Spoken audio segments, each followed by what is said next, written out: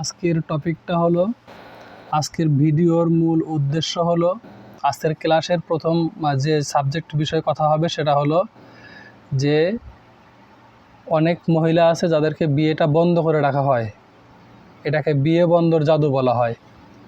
এই জাদু সম্পর্কে আলোচনা হবে ইনশাআল্লাহ। পক্ষান্তরে আরেকটা কি বলছিলাম মনে আছে?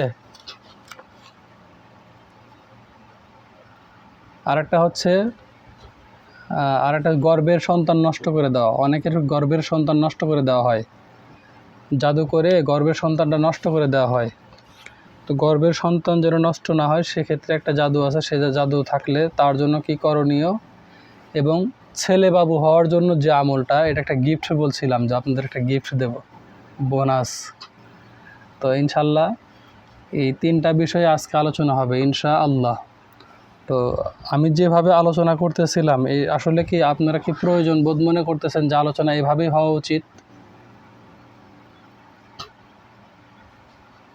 মানে আমি কিছু বহিরাগত ব্যক্তিদের কাছ থেকে অথবা অন্য অন্য মহতারামদের কাছ থেকে কিছু এই টিপস পাচ্ছিলাম যে হুজুর এইভাবে না এইভাবে, এইভাবে না এইভাবে।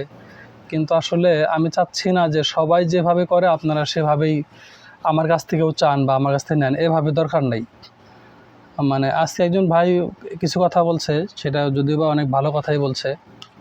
তিনি বলতেছিল যে অনেক মুতাব্বির আছে যাদের কাছে শত শত দিনে রোগী আসে, তারা তো আমি যে লক্ষণগুলো খুঁজে খুঁজে বের করি, এই লক্ষণ তো আসলে যেখানে শত রোগী আসে সেখানে বের করা সম্ভব না।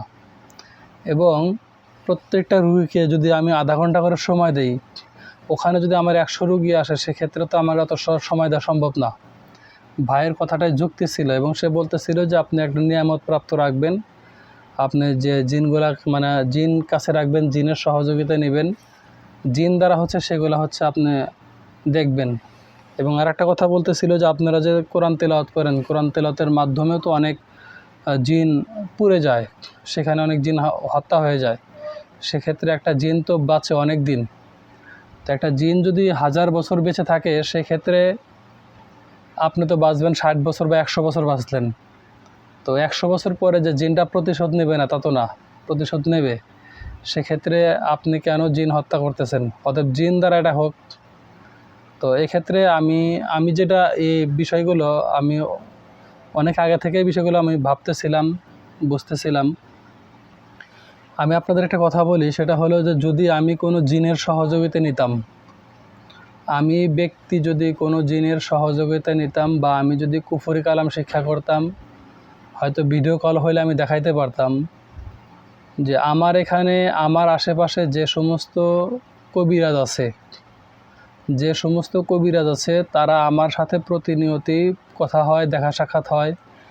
এমনও সময় হয় যে তাদের তদবিরের বাহিরে তারা এসে শেষে আমার তদবির নিয়ে যায়। আলহামদুলিল্লাহ, গর্ব করতেছি না, বোঝানোর স্বার্থে বলতেছি যে অনেক কবিরাজ আছে তারা জিন দিয়েই কাজ করে, কিন্তু তাদের তদবিরের বাহিরেও যখন কাজ না হয় তখন আমার তদবিরগুলো নিয়ে যায়। এটা বোঝানোর স্বার্থে বলতেছি। তো এটা আমি প্রয়োজন বোধ মনে করি না, তবে ভাইয়ের কথাটা শুনে মনে হলো যে না, ভাইয়ের কথাতেও যুক্তি আছে যথেষ্ট পরিমাণ। তো আমার উপরে আমি যতটুকু বুঝি যে আমি কখনো কোনো জিনের সহযোগিতা ওইভাবে নেই নাই, তবে হাজিরাত বিষয় যা আছে বা নিয়ামত প্রাপ্ত যারা আছে তাদের সহযোগিতা আমি নিয়ে থাকি। তবে এইভাবে না, গতানুগতিকভাবে না, আমি নিয়ামত প্রাপ্তদের সহযোগিতা নিয়ে থাকি। তবে আমি এটা দাবি করি না যে আমি জিন বশ করছি বা জিনের সহযোগিতা আমি নেই, এবার আমি দাবি করি না। কারণ এটার ভিতরে অনেক আছে, সাইড এফেক্ট আছে, অনেক সমস্যা আছে। তো আপনারা যদি চান তাহলে সেই ভাইয়ের সাথে যোগাযোগ করতে পারেন। ভাই হয়তো বা আমাদের গ্রুপে এখনও যুক্ত আছে, সেই ভাইয়ের সাথে কথা বলতে পারেন। আর ভাই আমাকেও বলছে যে যদি আপনি পারেন কথাটা এটা ভেবেচিন্তে দেখেন। তো আমি নিজে যেহেতু ওই স্বাদটা ভোগ করি নাই, আমি যেহেতু ওই ফলটা খাই নাই, সো আপনাদেরকে ওই ফলের স্বাদ আমি বোঝাতে পারবো না। হয়তো যদি কখনো আমি এটা করি বা আমার বুঝে পড়ে, তখন সেটা আমি আমার মতো করে দেখব, এবং তখন আমি তো বলছি যে আমি যা জানি সেটা আপনারা জানবেন। তো আমি যদি ওখান থেকে কোনো ফায়দা ভোগ করতে পারি ভালো কিছু, সেটা আপনাদের সাথে শেয়ার করবো ইনশাআল্লাহ। বুঝতে পারছেন হজরত? তো আপনাদের কি এরকম জিনের সহযোগিতা প্রয়োজন আছে?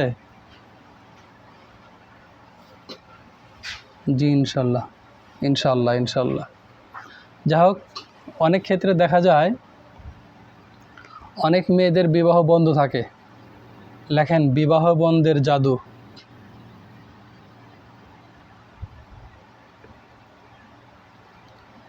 নিছেন?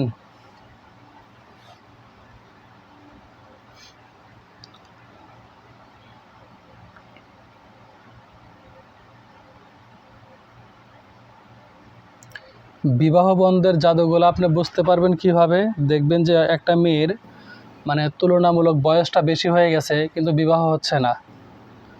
আলোচনাগুলো আপনারা আলোচনার মধ্যেই নেবেন এবং এটার মধ্যে যে কথাগুলো এটা একটু নোট করে নেবেন। আমি অনেকগুলো লক্ষণ হচ্ছে আলোচনার মধ্যেও থাকে। তো অনেক মেয়েরা আছে যা যথেষ্ট পরিমাণ বয়স হচ্ছে কিন্তু বিবাহ হচ্ছে না। তারপরে বয়স হয়ে গেছে, বিয়ে আসতেছে, অনেক বিয়ে আসতে সম্বন্ধ আসে, কিন্তু সব কথাবার্তা ঠিক থাকলেও বিয়ে হয়ে ওঠে না। সব কথাবার্তা ঠিক আছে কিন্তু বিয়ে হয়ে উঠতেছে না, বিয়ে হচ্ছে না। এরপরে মেয়েটা সুন্দর দেখতে আসছে, ওই সময় মেয়েটা কেমন যেন ফ্যাকাশে হয়ে যায়, দেখতে ভালো লাগে না। মেয়েটা সুন্দর দেখতে আসছে, পাত্রপক্ষ দেখা অবস্থায় মেয়েটাকে ভালো লাগে না। তারপরে ছবি উঠাতে যায়, ছবি ভালো হয় না, ছবি ফ্যাকাশে হয়, ছবি অসুন্দর হয়। এই সমস্ত কার্যক্রম যখন আপনি অনুধাবন করবেন, বুঝতে হবে মেয়েটার বিয়েটা বন্ধ আছে। এবং বিয়ে বন্ধর কিছু লক্ষণও আছে, যেগুলো হচ্ছে আপনাদের বদনজরের সাথে, জাদুর সাথে মিলে যাবে। বদনজরের সিমটম, জাদুর সিমটম, এইগুলোর সাথে মিলে যাবে বিয়ে বন্ধের কারণগুলো। তারপরে উল্লেখযোগ্য কিছু কারণ আছে, আমি গ্রুপে সবগুলো দিয়ে দেব, কিন্তু আপাতত এখন 5টা কারণ ব্যাখ্যা করতেছি। জাদুর সমস্যা যা আছে সেগুলা এখানে মিলে যাবে। সাথে সাথে দেখবেন মেয়েটা বয়স হয়ে গেছে, বিবাহ হচ্ছে না, অতিরিক্ত মাথা ব্যথা করে। বিশেষ করে বিকেলের দিকে মাথা ব্যথা বেশি হয়, সকালে এবং বিকেলে মাথা ব্যথা বেশি হয়। লেখেন সকালে বিকেলে মাথা ব্যথা বেশি হওয়া, ঔষধ খেয়ে ফায়দা না হওয়া, এটা কিন্তু হজরত বদনজরের সাথে মিলবে। কিন্তু বদনজর জাদু, এটার সাথে কিন্তু এটা মিলবে। আর এটাও যে বিয়ে বন্ধের একটা জাদু, তাই জাদুর সিমটমের সাথে সম্পূর্ণ মিলে যাবে। জাদুর যে সমস্যা আছে এই সমস্যার সাথে সম্পূর্ণ মিলে যাবে। এটা হোক সেটা জিন জাদু করুক অথবা আপনি মানুষ জাদু করুক। যাদের বিয়ে হচ্ছে না তাদের ক্ষেত্রে আরও গুরুত্বপূর্ণ আলোচনা হবে আজকে ইনশাল্লাহ। আপনাদের মানে ভালো লাগবে, আজকের আলোচনা শুনে ভালো লাগবে, আমি নিজেই বলতেছি ভালো লাগবে।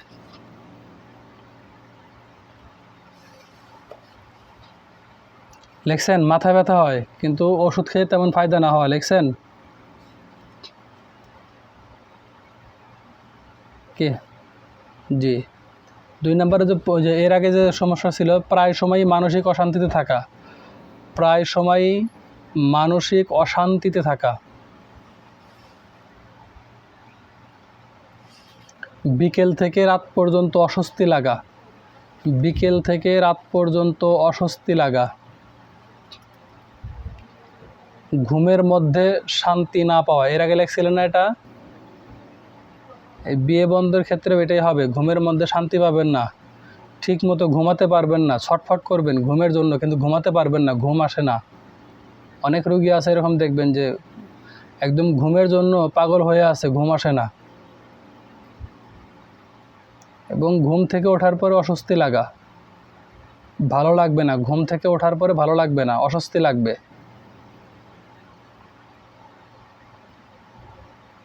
লিখছেন? মাঝে মধ্যে পেট ব্যথা করা, মাঝে মধ্যে পেট ব্যথা হবে।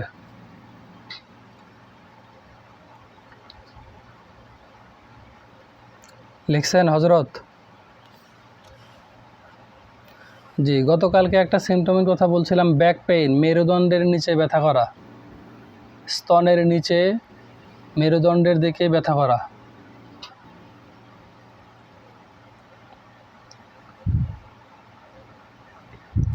লিখছেন হজরত?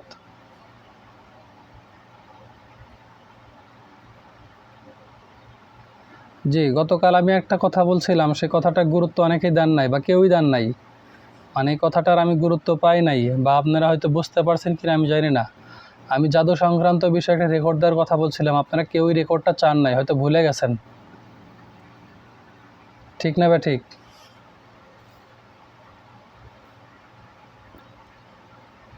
জাদু সংক্রান্ত বিষয়ে বদনজরের ক্ষেত্রে যেরকম একটা ভিডিও দিয়েছিলাম, জাদু সংক্রান্ত বিষয়ে একটা ভিডিও দেওয়ার কথা ছিল আপনাদেরকে, কিন্তু ভিডিওটা আমি দেই নাই, কিন্তু আপনারা কেউ চান নাই।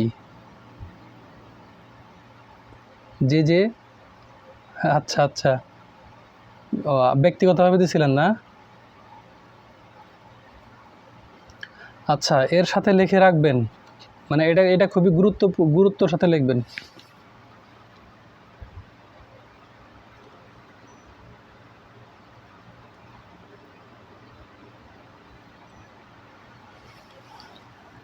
আসসালামু আলাইকুম আপু।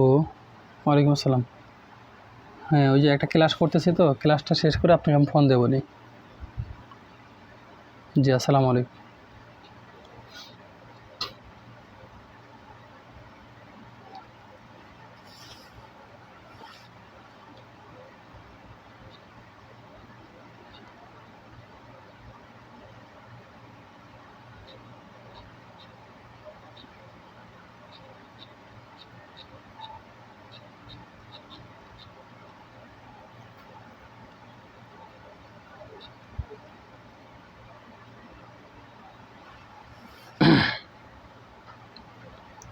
জি, একটা কল আসছিল যার জন্য ফোনটা কেটে গেছিল।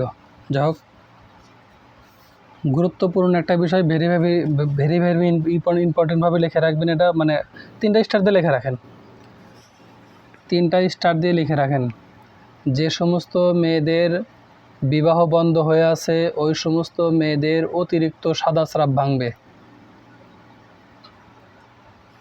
শুনছেন? আমার কথা শুনতে পারছেন? যে সমস্ত মেয়েদের বিবাহ বন্ধ আছে, সাদা স্রাব একটা মানে ন্যাচারাল বিষয়, এটা মেয়েদের হয়ে থাকে, কিন্তু তুলনামূলক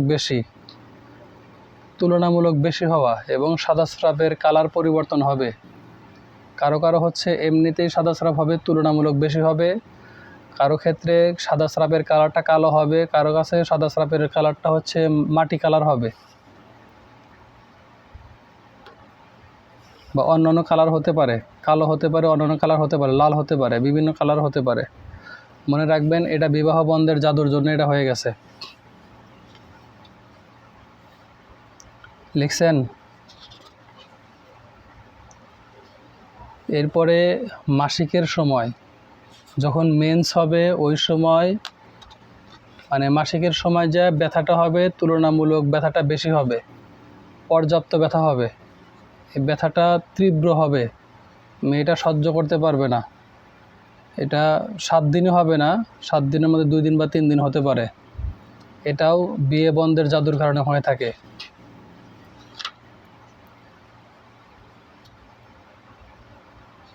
লিখছেন হজরত? জি, এখন এটার জন্য কি করবেন? চিকিৎসা লেখেন।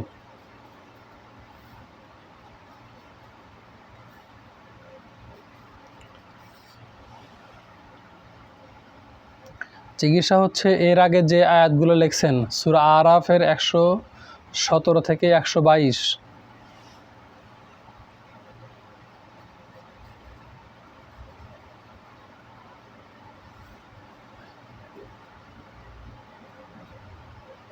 এরপরে হচ্ছে সূরা ইউনূসের 81-82।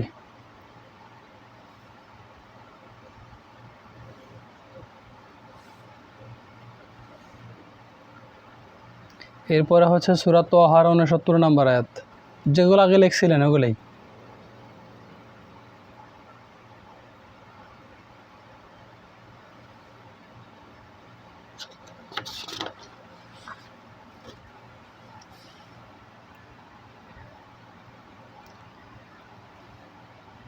জি, এই পানি হচ্ছে রুগীকে খেতে দিবেন, যদি সম্ভব হয় 2 ঘন্টা পর পর খাবে। যার বিবাহ হচ্ছে না উনি সম্ভব হলে 2 ঘন্টা পর পর পানি খাবে, 1 ঢোক হলেও খাবে। যদি সম্ভব না হয় তাহলে সকালে বিকেলে খাবে।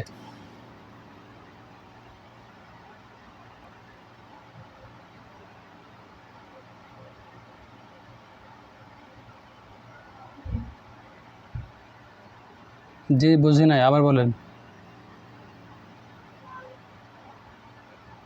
জি, আয়াতগুলো পড়ে পানিতে দম করবেন। আগে যে জাদুর চিকিৎসা করছেন, আগের যে জাদুর চিকিৎসা ক্লাস করছেন, সেম চিকিৎসা, কিন্তু এখানে ওইটার সাথে আরও কিছু থাকবে।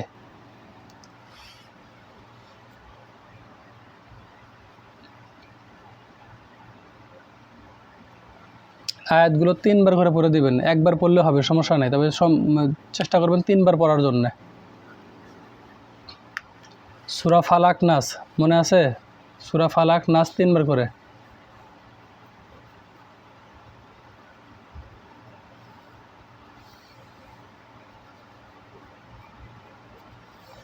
এভাবে 3 দিন থেকে 7 দিন পানি খেতে দেবেন।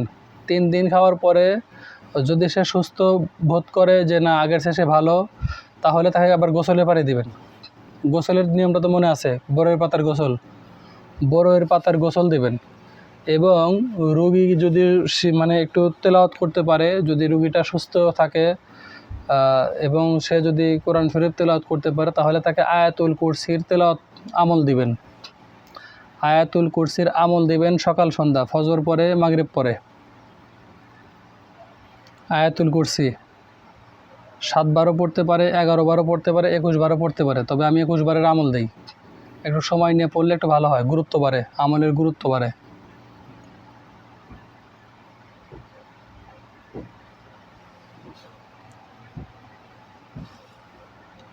যদি রোগীটা আয়াতুল কুরসি তেলাওয়াত না করতে পারে, সেই ক্ষেত্রে জিনের তদবির দিবেন। জিনের তদবির তো অনেকের জানা আছে, যেহেতু আমি জিনের আলোচনা করি নাই, সেক্ষেত্রে আমি জিনের তাবিজেরটা বলতেছি না, তবে জিনের তদবির দিবেন। জিনের তদবির দিবেন, পাশাপাশি হচ্ছে আয়াতুল কুরসিটা ওই তদবিরের মধ্যে লিখে দিবেন। যদি রোগী তেলাওয়াত করতে পারে আলহামদুলিল্লাহ, তার জন্য তাবিজ লাগবে না। আর যদি রোগী তেলাওয়াত না করতে পারে, সেক্ষেত্রে আয়াতুল কুরসির তদবিরটা তাবিজের মধ্যে দিয়ে দিবেন।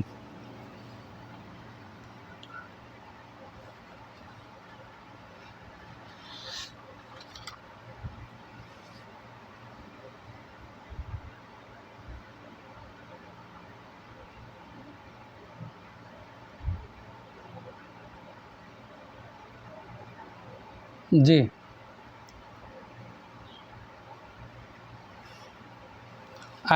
আয়াতুল কুরসি সকাল সন্ধ্যার আমল দিবেন। ফজর পরে, মাগরিব পরে আয়াতুল কুরসির আমল দিবেন। হ্যাঁ হ্যাঁ হ্যাঁ, মানে একটা নির্ধারিত আমল দিবেন যেন সেটা গুরুত্ব সহকারে দেখে আর কি।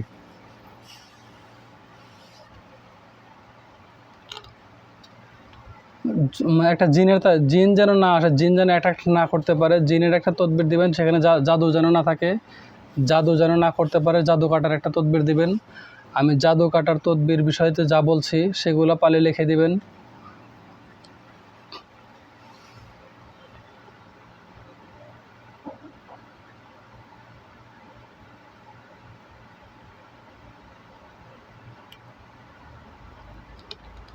হ্যালো, আসসালামু আলাইকুম।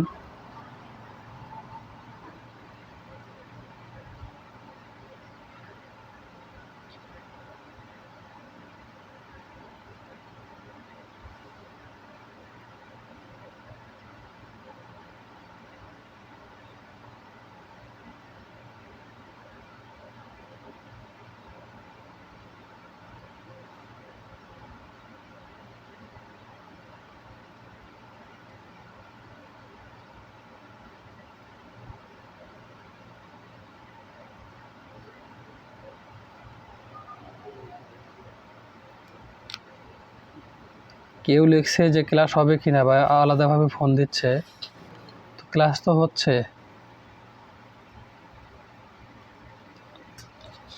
জি হজরত লিখছেন। জি, এবার যদি আপনি সাদা স্রাপের তদবিরটা না করেন এবং গাটা বন্ধ না করে দেন, বা জিন দ্বারা যদি সে ইফেক্টেড হয়ে থাকে, সেক্ষেত্রে জিনের তদবির যদি না দেন, অথবা মানুষ যদি তাকে জাদু করে থাকে, সেক্ষেত্রে যদি এই তেলাওয়াতগুলো না দেন তাকে, সেক্ষেত্রে কিন্তু দেখা যাবে যে কোনটা থেকে কোনটা হচ্ছে আপনি বুঝতে পারবেন না। এই জন্য আপনি সবগুলা মানে সিস্টেমই ফলো করবেন। 1 নাম্বার হচ্ছে তাকে খাবার পানি তৈরি করে দিবেন। এর আগে জাদু সংক্রান্ত বিষয়ে যে বিষয়গুলো আলোচনা হয়েছে, সেই জাদু সংক্রান্ত আয়াতগুলোই আপনি তেলাওয়াত করে পানির ভিতরে দিয়ে দিবেন। পানির ভিতরে দিয়ে তাকে খেতে দিবেন 3 দিন 7 দিন তার ইচ্ছা মতো খাবে। এবং গোসলের যে সিস্টেমটা আছে, 3 দিন পরে তাকে গোসলের পানি দিয়ে দিবেন, সে গোসল করবে। পক্ষান্তরে হচ্ছে আপনি মানে জিন সংক্রান্ত রোগীকে যে তাবিজ দেন না কেন, সেই তাবিজের মধ্যে অবশ্যই আয়াতুল কুরসির আমল দিয়ে দিবেন। বুঝতে পারছেন হযরত?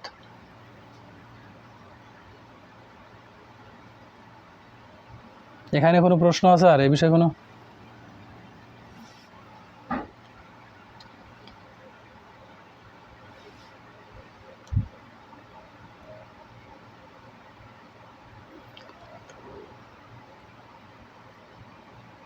জি, বুঝতে পারিনি, আবার একটু বলেন।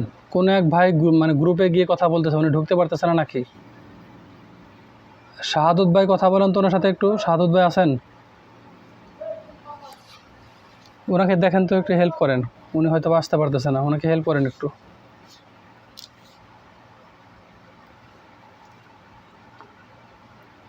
দেখেন গ্রুপে একজন নক করতেছে। জি, এখানে কারো কোনো কে যেন প্রশ্ন করতেন, কোনো প্রশ্ন আছে আর? জি, চিকিৎসার আয়াতগুলো দেখেন সহজ, একদম সহজ। আগের ক্লাসে, গতকালকের ক্লাসে যা লেখছেন, একজন জাদুগ্রস্ত রোগীকে আপনি যা দিবেন, বিয়ে বন্ধ আছে ওই রোগীকেও আপনি তাই দিবেন। জাদুগ্রস্ত রোগীকে আপনি যা দিছেন, বিয়ে বন্ধ আছে ওই রোগীকেও আপনি তাই দিবেন। কিন্তু এখানে নিয়মটা হলো, খাবার পানিটা রোগীকে 3 দিন দিবেন। 3 দিন দেওয়ার পরে গোসলের পানিটা 3 দিনের পর থেকে দিবেন। বুঝতে পারছেন হযরত? দেবার পরে ওই যে প্রথমে যে খাবার পানিটা দিছেন, ওই পানিটা ওটা পরেও কিন্তু তিনি গোসল করবে। মানে আগে জাদুগ্রস্ত ব্যক্তিকে কিন্তু খাবার পানি আলাদা করছেন, গোসলের পানি আলাদা করছেন। কিন্তু এই জাদুগ্রস্ত যার বিয়ে বন্ধ আছে, তার জন্য হচ্ছে সে গোসলের পানি, খাবারের পানি দুটা দিয়েই গোসল করবে। বুঝাতে পারছি? এবং তার সাথে যে তদবিরটা থাকবে, সেখানে জাদু যেন না লাগে, জাদু ক্রিয়া বানবশ যা কিছু আছে কোনোটা যেন না লাগে। সেই ক্ষেত্রে আপনার শরীরটা বন্ধ করে দেবেন। যদি বন্ধ করার আমল দিতে পারেন সবচাইতে ভালো।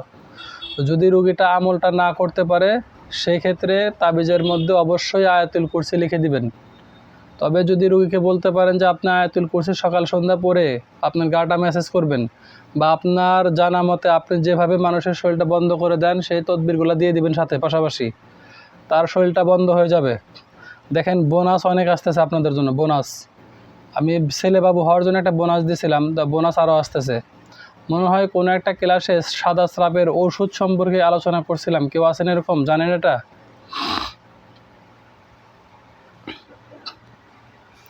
নুরুল ইসলাম, এমডি নুরুল ইসলাম ভাই, আপনি মাইকটা মিউট করে দেন না ভাই।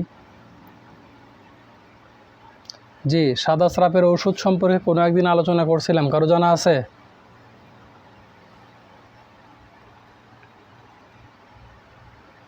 জি, আমি আর একটা গ্রুপে আলোচনা করছিলাম, সেই গ্রুপে আপনি ছিলেন, শাহাদত ভাই। সবাই ছিলেন না, ওখানে 10 জন মানুষ ছিলাম। তো ওখানে একটা কোর্স চলতেছিল আর কি। তো ওই কোর্সটা খেয়াল করার পরে হচ্ছে আজকে আমাদের এখানে মানে যাত্রা শুরু হয়েছে আর কি, তাই তো শাহাদত ভাই? লেখেন সাদা স্রাপের চিকিৎসা, এটা একটা বোনাস।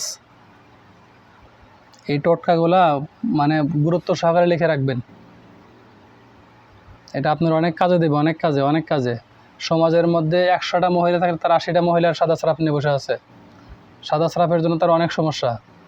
ডাক্তারের কাছে গিয়ে বলতেও পারে না যে আমার এই সমস্যা আছে, শরীর দুর্বল হয়ে যায়, খাইতে পারে না, মাথা ব্যথা করে, ডাক্তারের কাছে গিয়ে বলে যে মাথা ব্যথা আমার, এটা হয়েছে ওইটা হয়েছে, দোষটা কোথায় হয়েছে এটা বলতে পারে না। আমি একটা আপনাদের একটা মানে গল্প বলি, গল্পটা আমার সাথেই ঘটছে আর কি। গাজীপুরে একটা রুগী দেখতে গেছি, গাজীপুরে। সেই গাজীপুরের রুগীটা হচ্ছে কোমরে ব্যথা, মানে সে গার্মেন্টস শ্রমিক। আমি গাজীপুরে আমার অনেক রুগী আছে আলহামদুলিল্লাহ, গাজীপুরে মাঝে মধ্যে যাওয়া হয়।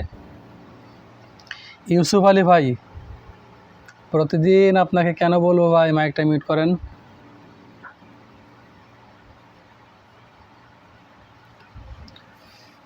তো গাজীপুরে রুগী দেখতে গেছি, গাজীপুরে রুগী দেখার সময় ওই রুগীটা আসলেন এবং বললেন, ভাই আমি এমন কোনো গলি নাই, এমন কোনো রাস্তা নাই যেখানে আমি ডাক্তার দেখাই নাই, আমার সমস্যা কোমর ব্যথা, কোনো ডাক্তার আজ পর্যন্ত ভালো করতে পারলো না।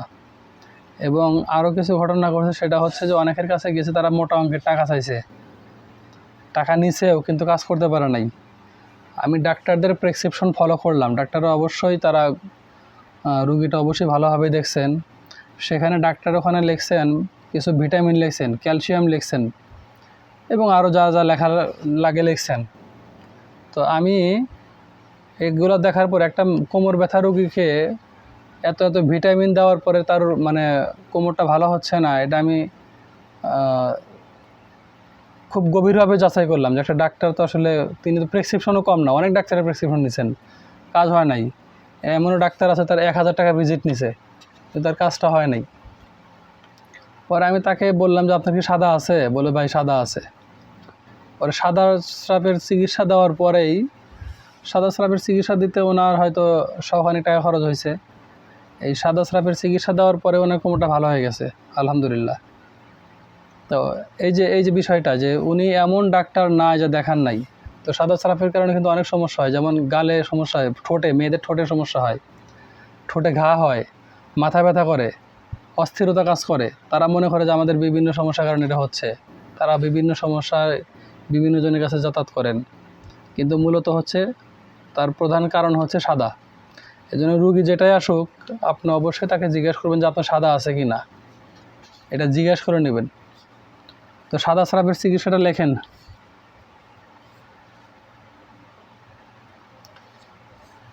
আতপ চাউল আছে, আতপ চাউল, আতপ চাউল চেনেন সবাই, আতপ চাউল। আতপ চাউল নেবেন, 1 মুঠ আতপ চাউল নেবেন, 1 মুঠ। হাতের মধ্যে যতটুকু চাউল আটে ততটুকু হচ্ছে আতপ চাউল নেবেন। আতপ চাউল নিয়ে পানিতে চুবায় রাখবেন, অল্প একটু পানিতে নেবেন। যদি 1 মুঠ আতপ চাউল নেন সেখানে 250 গ্রামের মতো পানি নেবেন, বা কম নিলে চলবে। মানে চাউলটা যেন ভেজে এরকম পরিমাণে পানি নেবেন, আতপ চাউলটা ভেজে সুন্দরভাবে এরকম পরিমাণে পানি নেবেন। কিছুক্ষণ ভিজায় রাখার পরে নাড়া দিবেন, নাড়া দেওয়ার পরে চাউলটা ছেঁকে উঠাইবেন, চাউলের সাথে যেন বেশি পানি না থাকে, পানিটা যেন ওই পানির মধ্যেই পড়ে, পানিটা বাইরে ফেলবেন না। মূলত আপনার ওষুধ হচ্ছে এই আতপ চাউল ধোয়া পানি, মূলত আপনার ওষুধ হচ্ছে আতপ চাউল ধোয়া পানি। এজন্য চাউলটা সুন্দর করে ভিজাইয়া পানিটা রেখে দেবেন, চাউলটা বাইরে রাখবেন। চাউলটা আপনার কোনো প্রয়োজনে কাজে লাগবে না, সেটা আপনি চাউলটা যে কোনো কাজে ব্যবহার করতে পারেন। এরপরে হচ্ছে আমাদের এলাকাতে, আমাদের সিরাজগঞ্জের ভাষায় বলে হচ্ছে কাটা খুইরা। শাহাদত ভাই, কাটা খুইরার গাছের কি নতুন কোনো নাম পাইছেন?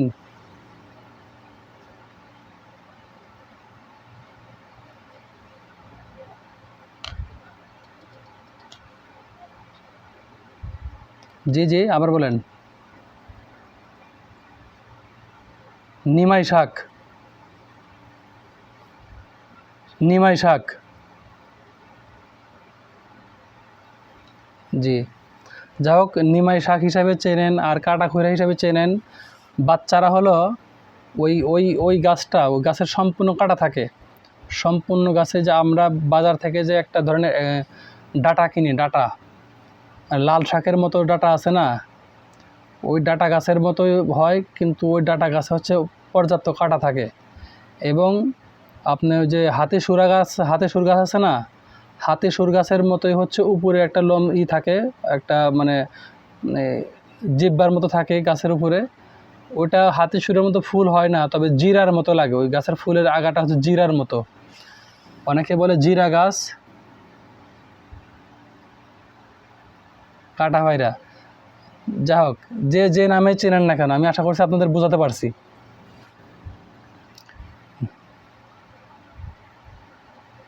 জি জি জি জি, নোয়াখালীতে বলে কাটা ভাইরা। তারপরে সাদত ভাই কি বললেন?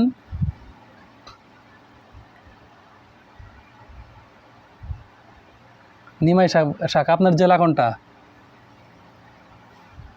নেত্রকোনা। নেত্রকোনা হচ্ছে নিমাই শাক। আর যশোরে কে? জি, কাটা, কাটা লুটে না। যাই হোক, মানে বিভিন্ন এক একটা জেলার থেকে এক একটা নামের মানুষ চেনে, মূলত গাছ একটাই। এই গাছটার হচ্ছে, হ্যাঁ জি, আব্দুল আলিম ভাই কোন এলাকা থেকে? জি জি, দিনাজপুর, মানে আমাদের উত্তরবঙ্গে আর কি। জি আচ্ছা। যাই হোক, কাটা খৈরা গাছ, এটা এটা দুইটা দুইটা কালার হয়, একটা হচ্ছে সবুজ হয় বা সাদা হয়, আর একটা হচ্ছে লাল হয় বা কালো হয়। মানে গাছের সবুজও লাগে, সাদাও লাগে আর কি, এরকম দেখা যায়। সবুজ নেন আর সাদা নেন, যেটাই নেন, মানে দুইটা কালার, একটা হচ্ছে সাদা, একটা হচ্ছে লাল। তো চেষ্টা করবেন লালটা খোঁজার জন্যে। লাল গাছের হচ্ছে নিচের অংশ, লাল গাছের হচ্ছে নিচের অংশ, এটাকে কি বলেন? শিকড়। আমার সিরাজগঞ্জের ভাষায় শিকড় বলে। লালটার শিকড় নেবেন, উপরের টুকু বাদ, যদি সম্ভব হয় উপরের টুকু সে ভেজে খাবে। ডাটা গাছের মতো এটা ভেজে খাওয়া যায়। এবং আপনার এই প্রস্রাবের রাস্তায় যত ধরনের রোগ আছে, এই রোগটার জন্য এই গাছটা অত্যন্ত উপকারী। এই জন্য এই গাছের গুণাগুণ সব দিকেই আছে। এই গাছটা অবহেলা করবেন না, বিশেষ করে আপনারা যারা তদবির করবেন, যেখানে পাবেন কাজে লাগাবেন।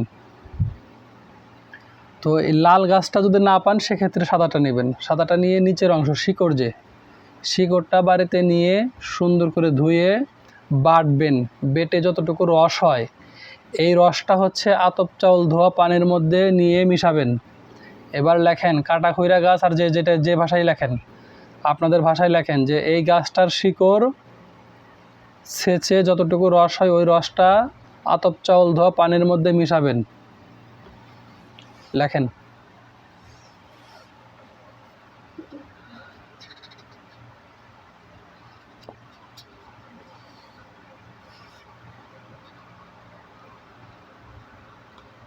জি, এই গাছটাই, এই গাছটাই, এই গাছের যে উপরে যে অংশটা, আর একটু মানে জিরার মতো লাগে।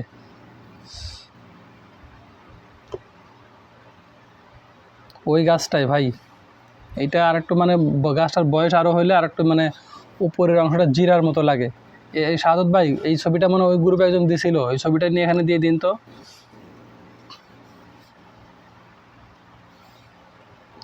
ভাইকে অনেক আদেশ করতেছে, রাগ করেন না জানো আবার। আমরা ভাই ভাই। জি জি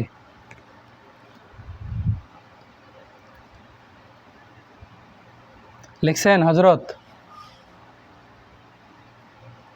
জি। এরপরে হচ্ছে মধু। যতটুক পর্যন্ত ওই পানিতে মধু নিলে রুগীটা ভালোভাবে খেতে পারবে, তার স্বাদ অনুযায়ী মধু নিবে। মধু, অরিজিনাল মধু দিবেন।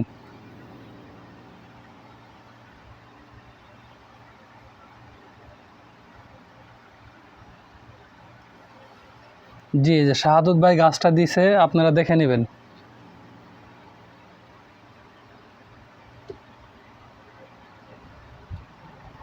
লিখছেন? মধু লিখছেন?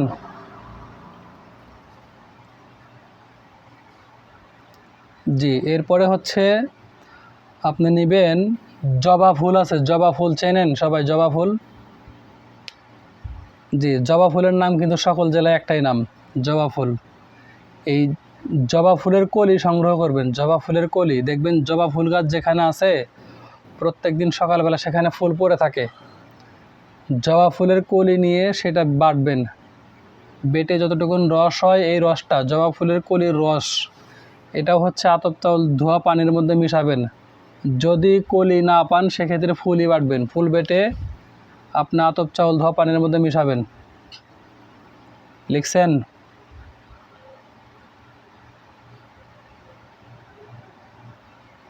জি। এরপরে হচ্ছে আপনার সাজনাই গাছ আছে, সাজনাই সজিনা গাছ। অনেক জেলায় কার জেলার কী নাম বলে জানি না, আমার সিরাজগঞ্জে জি সজনা, আমার সিরাজগঞ্জে বলে সাজনাই, যেটা যে ডাউলের মধ্যে দিয়ে খায়, চিনছেন সবাই? যে ডাউলের মধ্যে যেটা দিয়ে খায়, ওই গাছের যদি সম্ভব হয় ছাল নেবেন, ছাল বেটে ওই পানির মধ্যে দিবেন।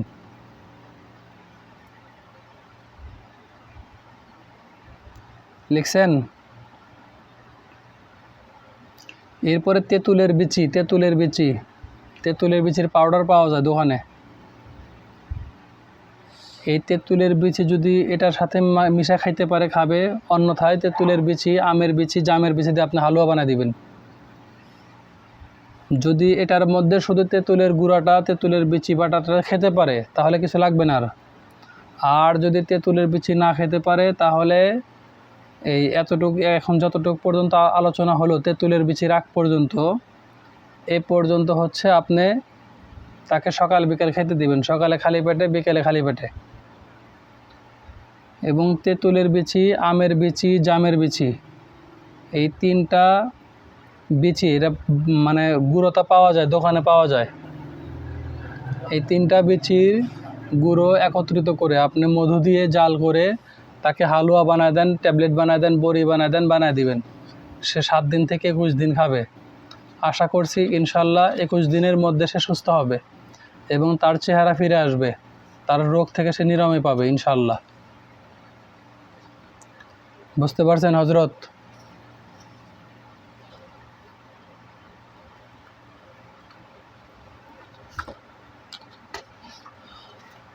কারো কোনো সমস্যা?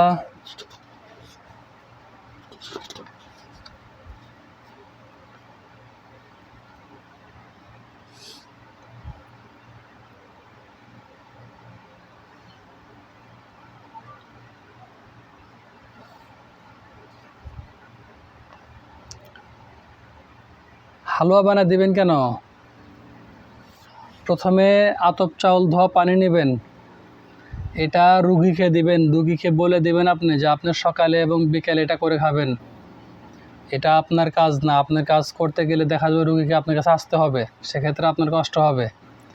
আর যদি আপনি বানিয়ে দিতে পারেন তাহলে রুগীকে 7 দিন থেকে 21 দিন ঘুরাইবেন, সমস্যা নাই। তবে রুগীকে বলে দিলে রুগীরও কষ্ট হলো না, আপনারও কষ্ট হলো না। আতপ চাউল ধোয়া পানি, পরিমাণ মতো মধু,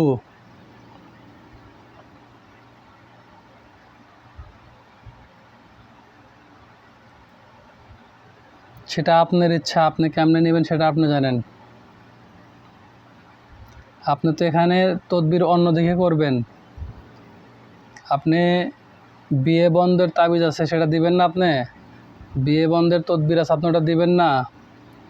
আর যদি মনে করেন যে আপনি এটা নিজে বানায় দিবেন, আপনার মধ্যে এটা রাখতে চান, তাহলে আপনি বানায় দিবেন, সমস্যা কি?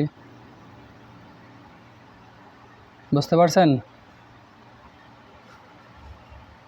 এটা আপনার উপরে, একদম আপনার উপরে নির্ভর করবে। তবে আপনি রুগীকেও অনেক কিছু বুঝা দিবেন, সেক্ষেত্রে আপনার গ্রহণযোগ্যতা বাড়বে, কমবে না।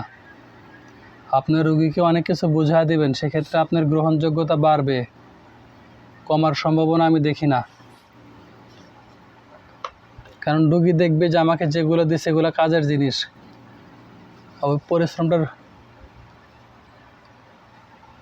যে এটা আমার পরীক্ষিত আমল, আমি এটাই করি, এই রুগীকে আমি এই ওষুধটাই দিই, সাদা স্রাপের জন্য আমি এটাই দিই, এছাড়া দ্বিতীয় কোনো আমল আমি জানি না।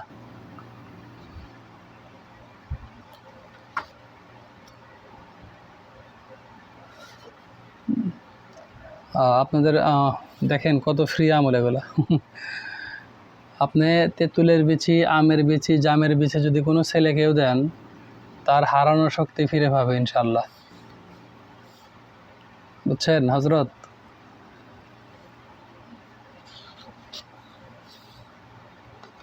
জি, আপনি আপনি বানায় দিন, আপনি বানায় দিবেন। তেঁতুলের বিচি, আমের বিচি, জামের বিচি, যদি সে তেঁতুলের বিচি ওই পানির মধ্যে দিয়ে খেতে পারে তাহলে আর এগুলো দরকার নাই। বা ওই গুঁড়াটা যদি ওই পানির মধ্যে দিয়ে খেতে পারে, এটা আলাদা স্বাদ আছে তো ওটার, হয়তো খেতে নাও পারে। যদি খায় তাহলে ওটাতে হবে, কাজ হয়ে যাবে ইনশাল্লাহ। আর যদি না খেতে পারে তাহলে একটা হালুয়া বানাতে যা যা লাগে আপনি দিয়ে দিবেন, তেঁতুলের বিচি, আমের বিচি, জামের বিচি, আর কিছু লাগবে না। এই তিনটা দিবেন, দেখবেন তিনটাতে কাজ হবে ইনশাল্লাহ।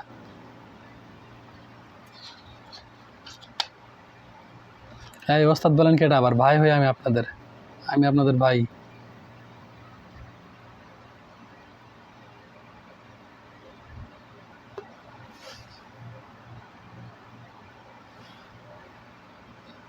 বুঝে নাই, আবার বলেন।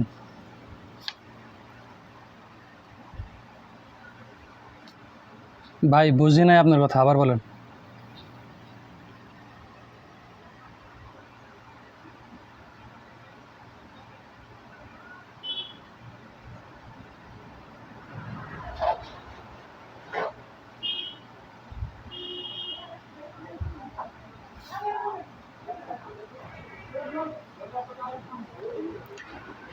জি, অনেকেই তো অনেকভাবে তদবির করেন, এখানে অনেকেই তো আছে না, মানে আমার ওস্তাদ সমতুল্য অনেকেই আছে যারা শুধু চুপে চুপে শুনতেছে হজরতগণ, কিন্তু কথা বলতেছে না। অনেকেই আছে, আমি জানি, আমার সাথে তাদের কথা হয়। এখানে অনেকেই আছেন, বা আপনারা অনেকে বিভিন্নজন বিভিন্নভাবে তদবির দিয়ে থাকেন। এটা হচ্ছে আমি দিই, এটা আমার তদবির এটা। তা আপনি কী দিয়ে যেটা দিয়ে হালুয়া বানান সেটা যদি আপনি শেয়ার করতেন তাহলে এখানে এখন 22 জন মানুষ আছে, এটা তো শুনতে পারতো।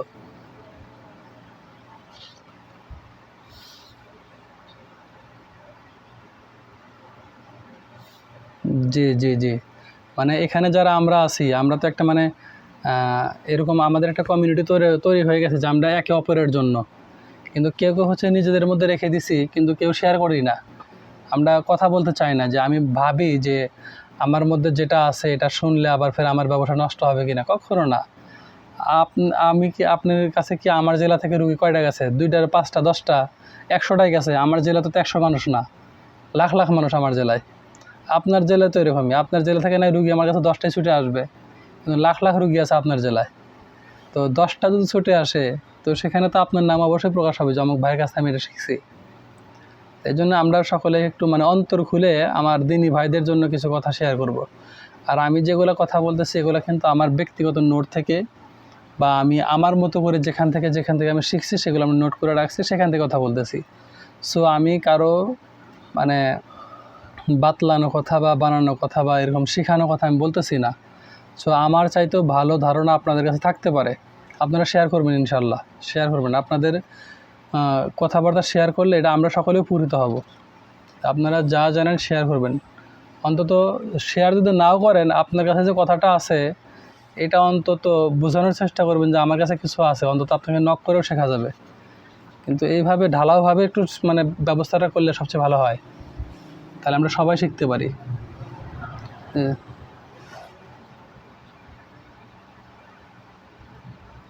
বুঝি নাই ভাই, বুঝি নাই ভাই, আবার বলেন, বুঝি নাই।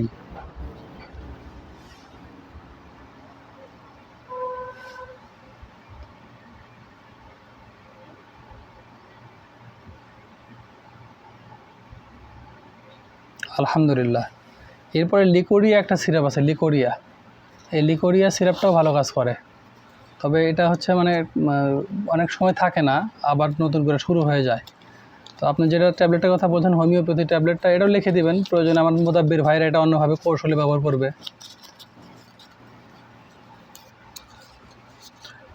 তো ঠিক আছে, বিষয়টা নিয়ে অনেক আলোচনা হলো, অনেক লম্বা আলোচনা হয়ে যাচ্ছে। জি,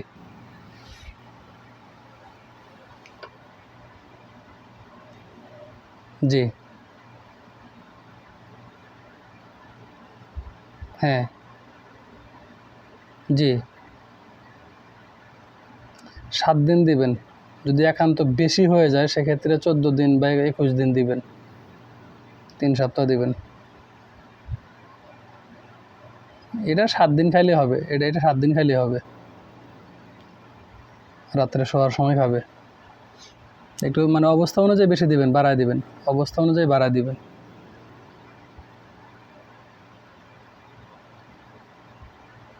রক্ত জবা বলতে যে লাল জবাটা, যে লাল ফুলটা, যে ওটা চেষ্টা করুন কলি দেওয়ার জন্যে, কলিটা ভালো কাজ করে।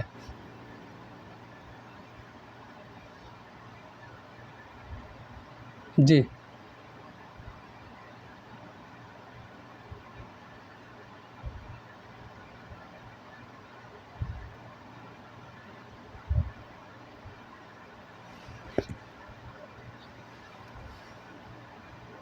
আপনি আবার একটু বলেন তো কি বলতেছিলেন?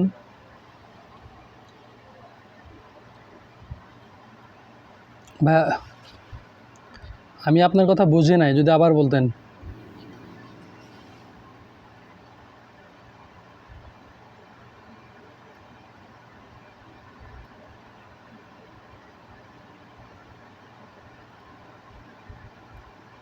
যে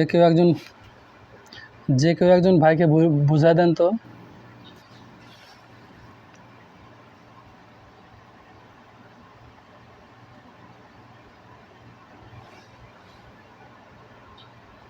বুঝি নাই, একটু বুঝায় দেন ভাইকে, একটু মানে শর্টে বুঝায় দেন।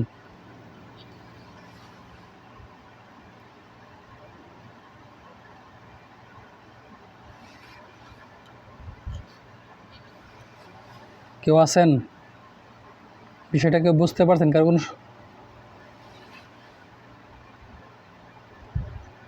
হ্যালো, ভাই বলতেছে যে ভাই মনে কিছু বোঝে নাই, মানে তদবির বিষয়টা বোঝে নাই।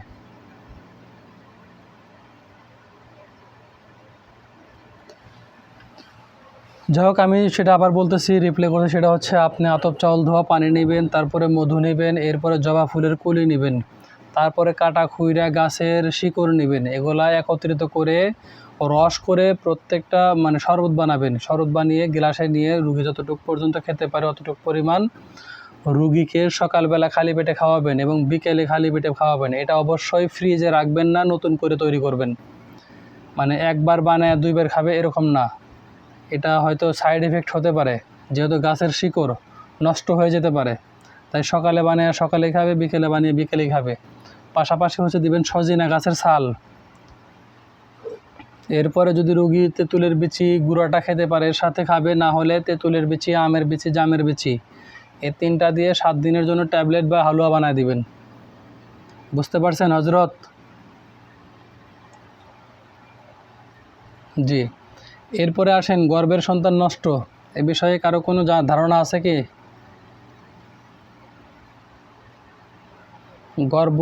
গর্ভের সন্তান নষ্ট হয়, দেখবেন যে গর্ভের সন্তান কেন নষ্ট হয়, কোন কারণে নষ্ট হয়। গর্ভের সন্তান নষ্ট হয়, এটা সমস্যা হলো যে জিন যদি শরীরে বাসা বাঁধে, জিন সংক্রান্ত বিষয়ে কিন্তু গর্ভের সন্তান নষ্ট হয়ে যায়। এটা আপনি জানেন? জি। এবং জিনটা কোথায় প্রবেশ করতে ভালোবাসে এটা অনেকে হয়তো মানে জানবেন। এটা ভিতরগত কিছু কথা আছে, সেটা হচ্ছে জিন মাথার মধ্যে থাকতে পছন্দ করে, জিন সিনার মধ্যে থাকতে পছন্দ করে, জিন লজ্জাস্থানে থাকতে পছন্দ করে। যে সমস্ত মেয়েদের লজ্জাস্থানে সাদা স্রাব মানে নির্গত হয়, এই সাদা স্রাবজনিত লজ্জাস্থানটা জিনের কাছে সবচাইতে প্রিয় হয়। এটা জানেন হজরত? জি। এই জন্য সাদা স্রাবটা সবার আগে যে শুনবেন, জানবেন, সাদা স্রাবের তদবির দিবেন। যাদের বাচ্চা হচ্ছে না তাদেরকেও সাদা স্রাবের তদবির দিবেন। যাদের বাচ্চা হচ্ছে না, গর্ভে সন্তান কনসিভ হচ্ছে না, তাদেরকে সাদা স্রাবের তদবির দিবেন। এখন আসেন, সাদা মানে ওই আপনার গর্ভের সন্তান যে নষ্ট হয়, এই গর্ভের সন্তান নষ্ট হওয়ার যে জাদু, এই জাদুর লক্ষণগুলো কি? অবশ্যই মনে রাখবেন, জাদুর লক্ষণগুলো যা আছে অতীতে যা জানছেন এই লক্ষণগুলো মিলে যাবে। পাশাপাশি আমি এখন যেগুলো বলতেছি সেগুলোও মিলবে। আমি এই গর্ভের সন্তান নষ্ট হওয়ার জাদু সম্পর্কে একটা লিস্ট দেব আপনাদের। গর্ভের সন্তান নষ্ট হওয়ার জন্য যে মানে লক্ষণগুলা, এই লক্ষণের একটা লিস্ট দেব। প্রতিদিন যেভাবে লিস্ট দেই আজকেও সেভাবে লিস্ট দেব। তো আমি কয়েকটা লক্ষণের কথা বলতেছি, আপনারা লেখেন। গর্ভের সন্তান নষ্ট হয়, এই জাদুটার লক্ষণ: 1 নম্বরে মানসিক অশান্তিতে থাকা। বিশেষ করে বিকেল থেকে রাত পর্যন্ত, এর আগেরগুলোর সাথে মিলতেছে, এর আগে কিন্তু এটাই ছিল। 2 নম্বরে বেশি অতিভ্রম হওয়া, অতিভ্রম হওয়া, বেশি অতিভ্রম হওয়া। মানসিক অশান্তিতে থাকা, বিকেল থেকে নিয়ে রাত পর্যন্ত খারাপ লাগা, মানসিক অশান্তিতে, এর আগে জাদুর লক্ষণের মধ্যে ছিল এটা।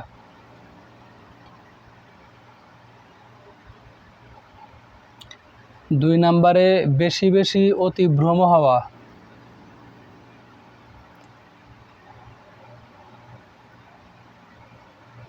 2 নম্বরে বেশি বেশি অতিভ্রম হওয়া।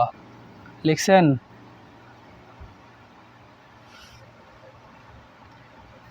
অতি রফলা দেন, আমি বিস্তারিত আলোচনা করবো এটা নিয়ে।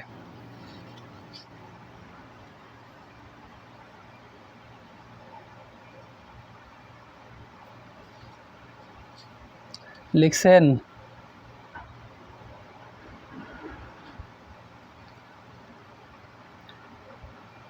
Short time memory loss, short time memory loss.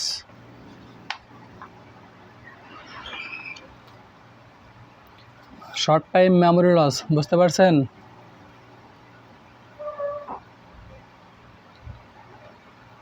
মানে মাথার মধ্যে আপনার এমন কিছু কথাবার্তা আছে, মাঝখান থেকে হঠাৎ করে ভুলে যাচ্ছেন, মাথায় থাকতেছে না, হঠাৎ করে মনে নাই, কথা বলতেছেন, কথা বলে একটু অন্যমনস্ক হয়ে গেছেন, হঠাৎ করে কী বলতেছিলেন মনে নাই।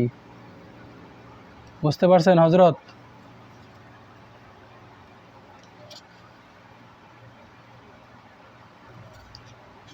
ঘুমের মধ্যে অস্থিরতা, ঠিক মতো ঘুমাতে না পারা, এর আগে হয়তো লিখছিলেন এটা।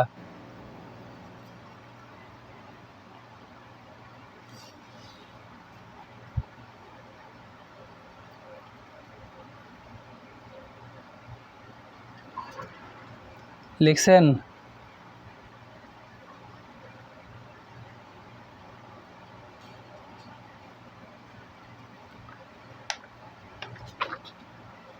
এরপরে হচ্ছে মেরুদণ্ডের নিচের দিকে ব্যথা হওয়া, যেটা এর আগে লিখছেন।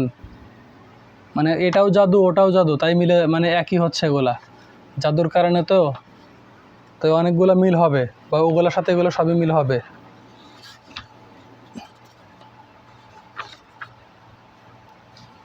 মেরুদণ্ডের নিচে ব্যথা করা, লিখছেন? এরপরে হচ্ছে ভয়ঙ্কর স্বপ্ন দেখা।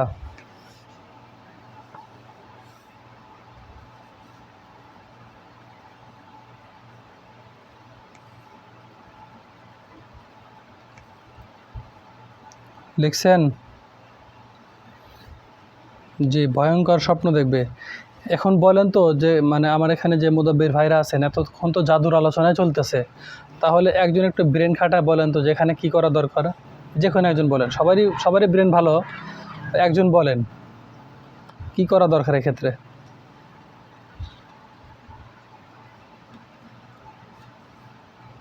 জি ইনশাল্লাহ, যথেষ্ট ভালো বলেছেন। যে এতক্ষণ আমরা জাদু সংক্রান্ত বিষয়ে যে তদবির করার কথা বলতেছিলাম, এই ক্ষেত্রেও এই রুগীকে আপনি জাদু নষ্টের যে তদবিরগুলো ছিল এটা দিবেন, এবং যে মহিলাটার সন্তানটা কনসিভ হচ্ছে না বা সন্তান হচ্ছে সেটা মানে থাকতেছে না, রাখতে পারতেছে না, পড়ে যাচ্ছে, 3 মাস 2 মাস 4 মাস 5 মাস হলে পড়ে যাচ্ছে, এই ক্ষেত্রে মনে রাখবেন যে জিনটা ভিতরে বাসা বেঁধে আছে। জিনটা বিশেষ করে ডিম্বাণুতে আঘাত করে, আঘাত করার ফলে বাচ্চাটা আর থাকতে পারে না। ডাক্তারের কাছে গেলে ডাক্তার পরামর্শ দেবে, আপনার কাছে আসলে আপনি পরামর্শ দিবেন। অতএব আপনাদের একটা সর্বোচ্চ ভালো কাজ হবে, ডাক্তারের সাথে কোনো সময় সংঘর্ষে যাবেন না। রুগীকে বলবেন যে ডাক্তারের কাছে গিয়েছিলেন কি না, ডাক্তার কী বলছে, ডাক্তারের কোনো পরামর্শ নিছেন কি না। যদি নিয়ে থাকে তাহলে আলহামদুলিল্লাহ, না নিলে আপনার চিকিৎসার পাশাপাশি বলবেন ডাক্তারের পরামর্শ নেবেন। কারণ ডাক্তারের কাজ আপনি করতে পারবেন না, আর আপনার কাজ ডাক্তার করতে পারবে না। আপনার কাজ আলাদা, ডাক্তারের কাজ আলাদা। একটা জিন যদি আপনার বুকের ভিতরে আপনার শরীরের মধ্যে বাসা বাঁধে, সেক্ষেত্রে আপনি জিনটা ছাড়াইতে পারবেন, কিন্তু ভিতরে যে ক্ষত করে রাখছে জিনটা, এটা আপনি সারাতে পারবেন না। জিন ক্ষত করে, জিন আঘাত করে, এটা জানেন?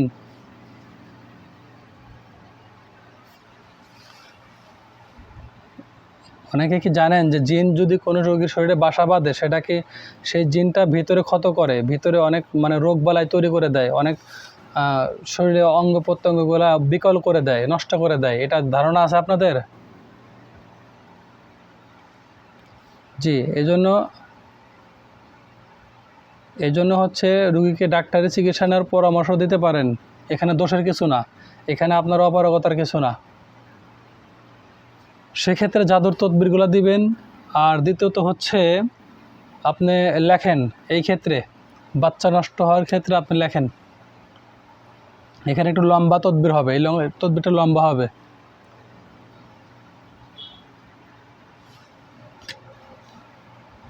লিখবেন হচ্ছে সূরা ফাতিহা,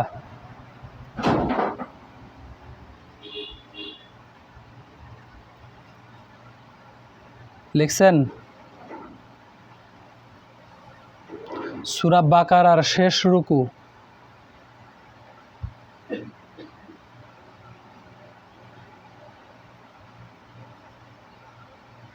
লিখছেন?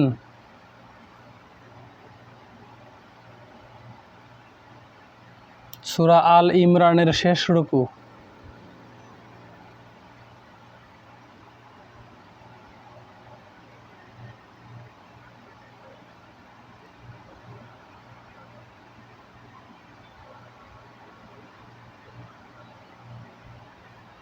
সূরা ফালাক 3 বার,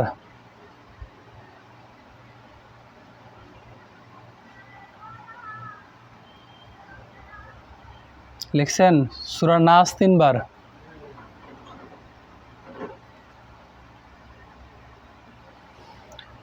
এগুলো পরে আপনি অলিভ অয়েল তেল আছে না, অলিভ অয়েল তেল চেনেন?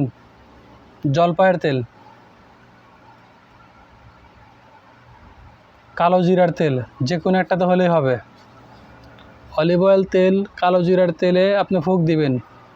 ফুঁক দেওয়ার পরে এগুলো পরে ফুঁক দিবেন। ফুঁক দিয়ে এই তেল প্রতিদিন ঘুমানোর আগে বুকে, কপালে, মেরুদণ্ডে মালিশ করবে।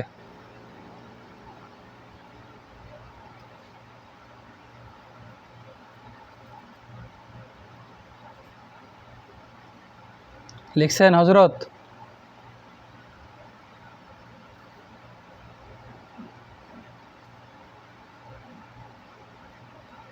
কে একজন কথা বলেন, লিখছেন?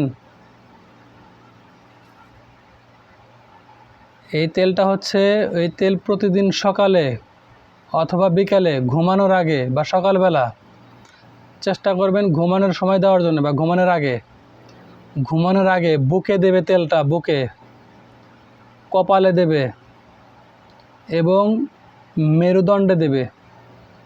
বুকে, কপালে, মেরুদণ্ডে, মানে আপনার জাদু যেখানে আছে সেখানে দিলেও হবে। যদি আপনার মনে হয় যে আমার এখানে ঝামেলা হচ্ছে, এরকম মনে হয়, সেখানে দিলেও হবে।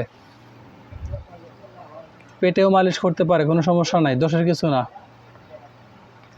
এবং এই আয়াতগুলো পরে মধুতে ফু দিবে, মধু। এই মধু প্রতিদিন সকালে খালি পেটে খাবে। উপরের আয়াতগুলো তেলাওয়াত করে মধুতে ফুঁক দেবে, সেই মধু প্রতিদিন সকালে খালি পেটে খাবে।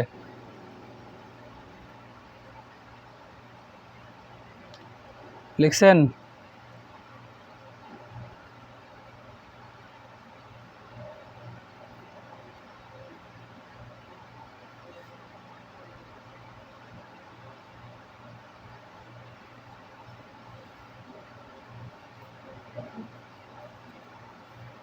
প্রতিদিন সকালে মধু খেতে দেবেন। মধু, উপরের আয়াতগুলো তেলাওয়াত করে তেলে ফু দিবেন, মধুতে ফু দিবেন। তেলটা শরীরে ব্যবহার করবে, মধু খাবে। প্রতিদিন সকালে খালি পেটে 1 চামচ করে মধু খাবে। লিখছেন?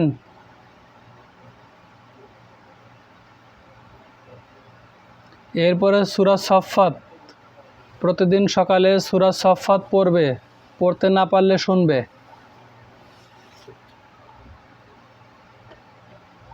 লিখছেন হজরত? প্রতিদিন সকালে সূরা সফফাত পড়বে, পড়তে না পারলে শুনবে, কারো তেলাওয়াত শুনবে অথবা রেকর্ড শুনবে। সূরা মাআরিজ প্রতিদিন সকালে রাতে, প্রতিদিন রাতে সূরা মাআরিজ প্রতিদিন রাতে সম্ভব হলে পড়বে, না হলে শুনবে, কারো তেলাওয়াত শুনবে। ওনার পাশেও কেউ তেলাওয়াত করতে পারেন, অথবা ওনার পাশে যদি কেউ না থাকে তাহলে সে রেকর্ড শুনবে, রেকর্ড।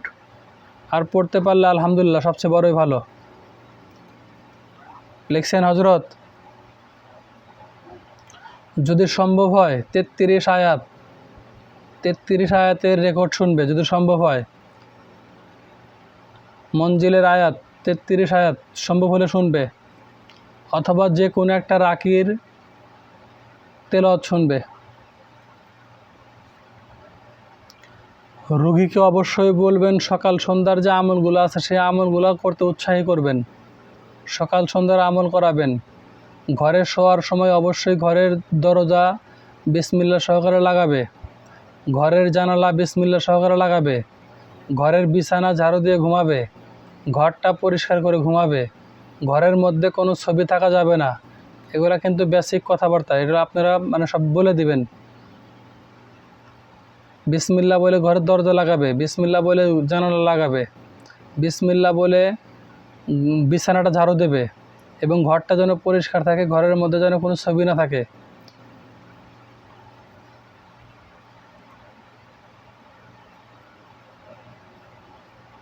লিখছেন হজরত? এবং ঘুমানোর সময় শরীরটা বন্ধ করে নেবে, বন্ধ করার আমল শেখায় দেবেন। আয়াতুল কুরসি, সূরা ফালাক, নাস, এগুলো আরও যা যা আপনারা জানেন যে যেটাতে পছন্দ করেন সেগুলো পরে রুগীকে শরীরটা বন্ধ করে যেন রাত্রে ঘুমায়।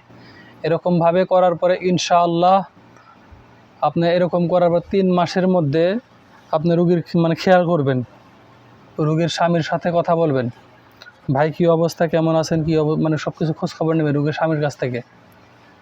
অনেকে আছে, অনেক মুদাব্বির ভাই আছে, মেয়েদের সাথে পিরিত জমায়, এখানে রেজাল্ট পায় না, বরঞ্চ বদনাম হয়। তো এগুলো রুগীর খোঁজ খবর রাখবেন, আপনার নোট রাখবেন, বরঞ্চ এই কথা বলে দিতে পারেন যে সপ্তাহে একদিন দেখা করবেন বা মাসে একদিন দেখা করবেন।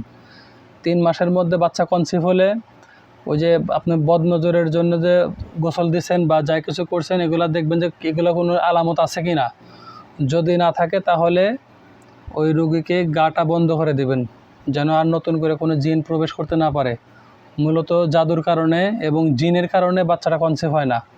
জিন সরাসরি একটা রুগীর শরীরে গিয়ে প্রবেশ করে এবং ডিম্বাণুতে আঘাত করে, ডিম্বাণুতে গিয়ে বাসা বাঁধে, যার কারণে বাচ্চাগুলো কনসিভ হয় না, ঝরে যায়, পড়ে যায়। তো এটা করবেন। আশা করি বুঝতে পারছেন। এটা কোনো প্রশ্ন আছে এখানে হজরত? এটা কি কারো কাছে কঠিন হইল, কঠিন মনে হলো?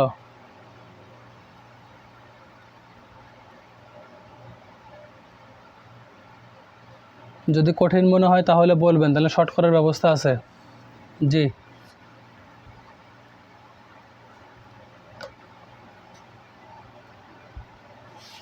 আমি শরীর বন্ধুর আমলের জন্য শুধুমাত্র আয়াতুল কুরসি ব্যবহার করি, সূরা ফালাক, নাস ব্যবহার করি। আমি এছাড়া দ্বিতীয় কিছু ব্যবহার করি না, এটাই শক্তপোক্ত আমল। পাশাপাশি আপনি করতে পারেন সূরা ফাতিহা, আয়াতুল কুরসি, সূরা জিনের 5 আয়াত, তারপরে ফালাক, নাস পড়তে পারেন। সূরা ফাতিহা, আয়াতুল কুরসি, সূরা জিনের 5 আয়াত, এটা আমি সর্বপ্রথম শিখছিলাম আর কি। সর্বপ্রথম আমি এটাই শিখছিলাম। আমার যে ওস্তাদ, যার কাছ থেকে আমি এই তদবির বিষয়ে আলোচনা করছি শুরুতে, মাওলানা ওসমান গনি সাহেব ফুরফুরা, তো ওনার কাছ থেকে শেখার সময় কথাগুলো আলোচনা হয়েছে, সেটা আমি আমল হিসাবে নিয়ে নিছি আর কি। তো সূরা ফাতিহা, আয়াতুল কুরসি, সূরা জিনের 5 আয়াত, এরপরে হচ্ছে সূরা ফালাক, নাস, এটা পরে আপনার শরীরে মাথা থেকে নিয়ে আপনি যতটুকু পর্যন্ত হাত বুলাইতে পারেন এভাবে হাত বুলাইয়া শরীরটা বন্ধ করার নিয়ত করবেন। ইনশাল্লাহ আপনার শক্তপোক্তভাবে শরীরটা বন্ধ হয়ে যাবে, কেউ কখনো প্রবেশই করতে পারবে না আপনারে। জি,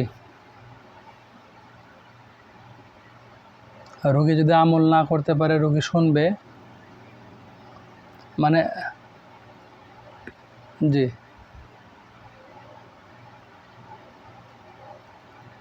যার যার বাচ্চা না হয় তারা যদি বলেন যে 6 মাস আমার বাড়িতে মানে এরকম এই কাজ ওই কাজ করে দিতে হবে, স্বামী স্ত্রী দুজন মিলে কাজ করে দেবে, আপনার এটা জানেন? আপনি পাগল হয়ে যায়, পাগল। যার বাচ্চা না হয় সে বোঝে যন্ত্রণা কারে বলে। মানে এরকম অফার আসে ঢাকা থেকে মাঝে মধ্যে, ভাই বাচ্চা যদি হয় 50,000 1 লাখ টাকা দেবো। আব্বার ডাক শোনার খুব শখ, আর সে শুধু রেকর্ড শুনতে পারবে না। আচ্ছা, যদি সেটা কঠিন হয়, আপনি ভালো কথা বলছেন, মানে আপনাকে বোঝানোর তাগিদে বললাম আর কি। যদি ওটা কঠিন হয় তাহলে হচ্ছে আপনি এই যে অতীতে যে আপনি যে আয়াতগুলো তেলাওয়াত করে জাদু নষ্টের যে পানি পড়া দিলেন, মনে আছে? সূরা আরাফ, সূরা ইউনূস, সূরা তাহা, সূরা ফালাক, সূরা নাস, মনে আছে?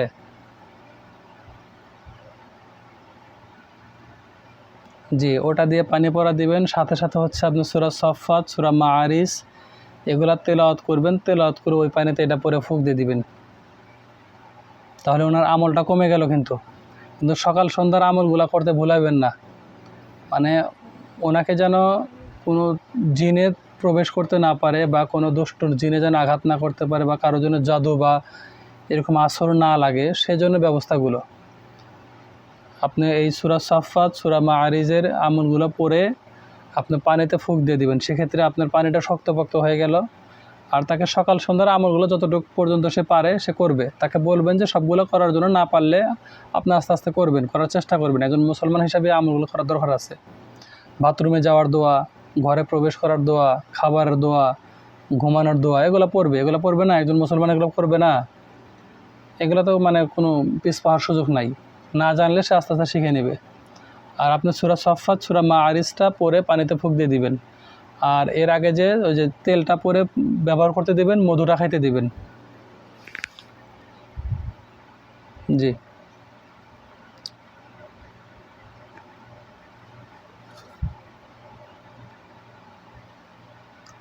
এম শাহ আলম ভাই, আপনি মাইকটা মিউট করে দেন।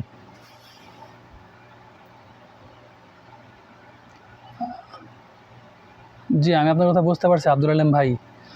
এম শাহ আলম ভাই, আপনি মাইকটা মিউট করে দেন। এম শাহ আলম ভাই, আপনি মাইকটা মিউট করেন, আপনার কথার কারণে মানে শব্দ আসতেছে, কথা শোনে না। ঘুমায় গেছে নাকি? যাই হোক ভাই, কি আবার বললেন তো, কি বলতেছিলেন? জিনের সমস্যা আছে, জিন আছে এরকম? হ্যাঁ হ্যাঁ, আপনি আপনি আপনি জি, আমি এখন যে সূরা সফফাতের কথা বলছি, সূরা মাআরিজের কথা বলছি, এবং সূরা বাকারার কথা বলছি, আয়াতুল কুরসির কথা বলছি, সূরা ইমরানের শেষ রুকুর কথা বলছি, সূরা ফালাক নাসের কথা বলছি। এই পানি পড়া বা এই তেল পড়া বা এই মধু পড়া দিলে যদি জিনের আসর থাকে কেটে যাবে। এটাতে যদি জিনের আসর থাকে কেটে যাবে, জিন থাকতে পারবে না। আর যদি নিতান্তই মনে হয় জিন ভিতরে আছে, সেক্ষেত্রে জিনের আলোচনা পরের ক্লাসে হোক। আশা করি বুঝতে পারছেন।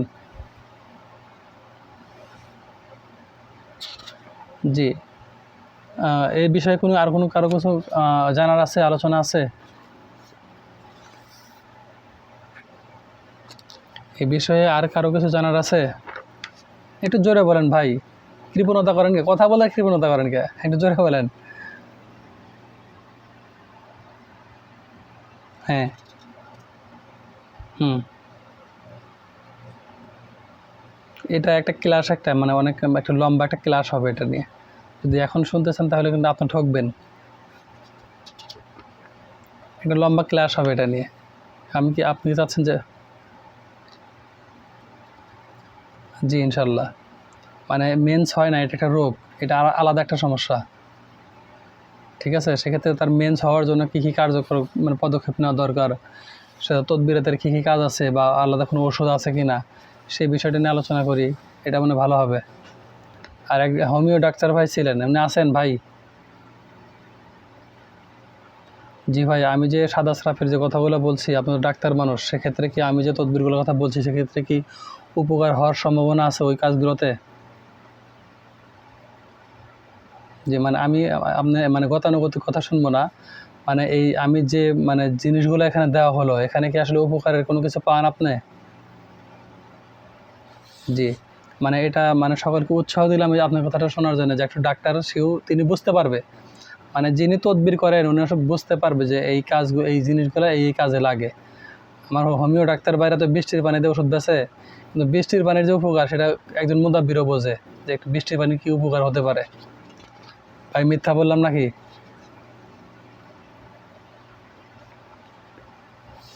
বৃষ্টির পানিরও অনেক গুণাগুণ আছে। আমরা যখন পানি পরে দেয় সেক্ষেত্রে অনেকে বলি হয় জমজমের পানি নিয়ে আসেন, আর নয় বৃষ্টির পানি নিয়ে আসেন, কারণ বৃষ্টির পানির মধ্যে কোনো রোগ থাকে না, বৃষ্টির পানি দূষিত হয় না। তো অনেক কিছু জানার আছে, বোঝার আছে। এখানে অনেক ওস্তাদ আছেন, তারা আমার চেয়ে অনেক ভালো অভিজ্ঞ।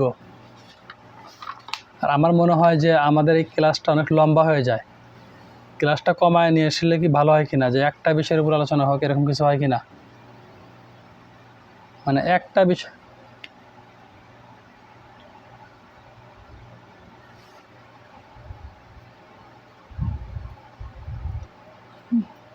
জি, সেক্ষেত্রে দেখা যায় যে অনেক কথা, আমি তো আবার অনেক কথা বলি, এটা যদি অযাচিত কথা হয় সেটা মাফ করে দিবেন।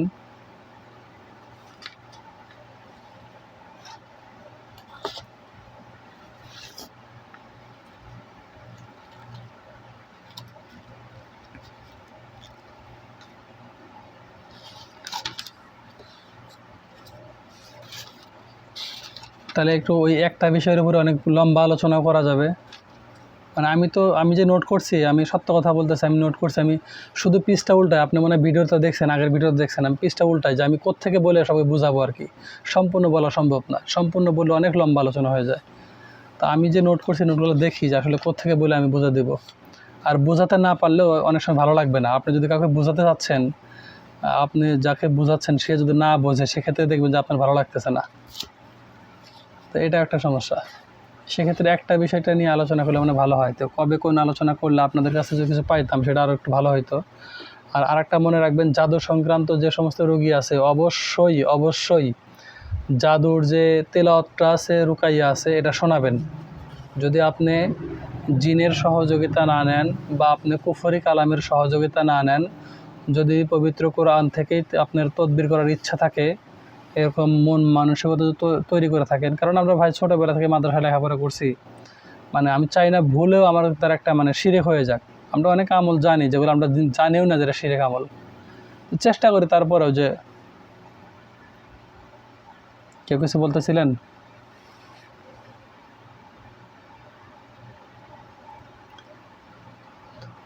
যাই হোক, এখন যে কথাটা বলবো, যে আমলটার কথা বলবো, সেটা এটা কাউকে আপনারা ফ্রি দিবেন না। আমলটার কথা মনে আছে? কোনটা কোনটা? জি, ছেলে বাবু হওয়ার যে আমলটা ফ্রি কাউকে দিবেন না। আমি এই বিষয়ে আরও লম্বা আলোচনা করব, শুধুমাত্র ধারণা দেব। যদি আপনারা ওই আমলগুলো নাও করতে পারেন, সেই ক্ষেত্রে আপনি যতটুকু এখন বলবো এটাতেও ফায়দা পাবেন ইনশাআল্লাহ। আল্লাহ যদি ইচ্ছা করে। ছেলে দেওয়ার মালিক আল্লাহ, মেয়ে দেওয়ার মালিকও আল্লাহ, সন্তান দেওয়ার মালিক আল্লাহ। তবে এটা হচ্ছে একটা চাওয়ার পদ্ধতি, সেটা হচ্ছে মুহাম্মদ সাল্লাল্লাহু আলাইহি ওয়াসাল্লামের নামের বরকতে অনেক সময় ছেলে বাবু হয়। সুবহানাল্লাহ বলেন। মুহাম্মদ সাল্লাল্লাহু আলাইহি ওয়াসাল্লামের নামের বরকতে অনেক সময় ছেলে বাবু হয়। এইটা করবেন হচ্ছে বাচ্চা যখন কনসিভ হবে, যিনি ছেলে বাবু নেওয়ার জন্য আগ্রহী, ওনাকে আপনি আগে আসতে বলবেন, আপনার সাথে দেখা করতে বলবেন, এবং দেখা করার পর আমি ভিডিও লাইভটা কেটে দিচ্ছি, এটা সবার সাথে শেয়ার না করি, আরও কিছু কাজকাম আছে এখানে।